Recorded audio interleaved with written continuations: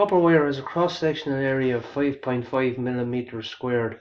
What is resistance of 750 millimeters of the wire if it has a resistivity of 1.7 by 10 to the minus 8 ohm meters? First of all, the formula we need is this. Resistance equals resistivity, that's the symbol there, rho for resistivity, times L, that's the length of wire, over A, and A is the cross-sectional area of the wire, and that's to be in meters, and L is to be in meters as well. But this is to be in meters squared, and L is to be in meters. So first of all, 750 millimeters, we need that in meters. So what are we going to do? Well, 750 mils, well, 1000 millimeters equals 1 meter. So to go from millimeters to meters, we divide by 1000. So 750 millimeters. Hold on a second now, I'll get my pens in order here. 750 divided by 1000, we get 0.75 meters, and that's going to be our length of wire in meters. So write it up here, L equals 0.75 meters. And I'll just tidy off this stuff here. Right, now the other thing we have to adjust is the area, the cross-sectional area. We're given it in millimeters squared, but we want that in meters squared. Now 1 meter squared is 1 meter multiplied by 1 meter. You know, it's like a 1 meter box, 1 meter multiplied by 1 meter. That's 1 meter squared. And that's the same as 1000 millimeters multiplied by 1000 millimeters. Now if you multiply 1000 by 1000, you're going to get a million. That's what a million is. It's 1000 thousandths. So 1 meter squared equals 1 million millimeters squared. So to go from millimeter squareds to meter squareds, to go this way, we have to divide by 1 million. So we get our 5.5 and we divide it by 1 million. Right, 5.5 divided by 1 million, and it's going to make a small number.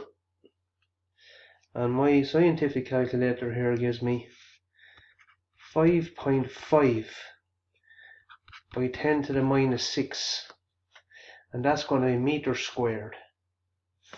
So that's going to be our area A. So we'll move that up. I'm going to move that up if I can get my stuff in order here. Right, so we have our A and we have our L. I'm just going to make some room here. So we have L, we have A, and where's rho gone? Well, this is rho here. This is our resistivity, 1.5 multiplied by 10 to the minus 8.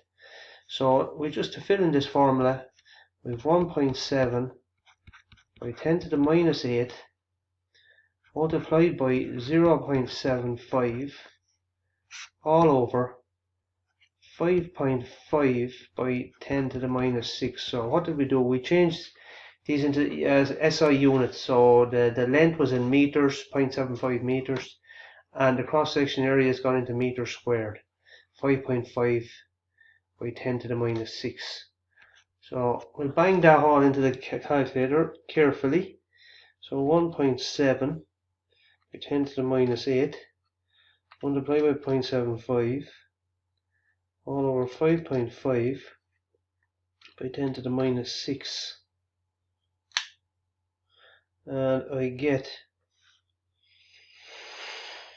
something quite small here. I get 0.002318 recurring. The 18 there is repeating.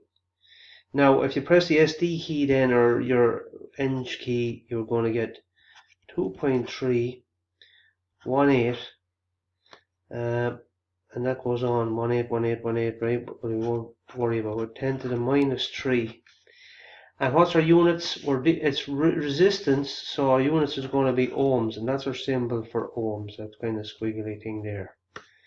So the copper wire has a resistance of 2.318 by 10 to the minus 3 ohms. So it's like 2 thousandths and a bit, 2 thousandths of an ohm, 2.318 by 10 to the minus 3 ohms.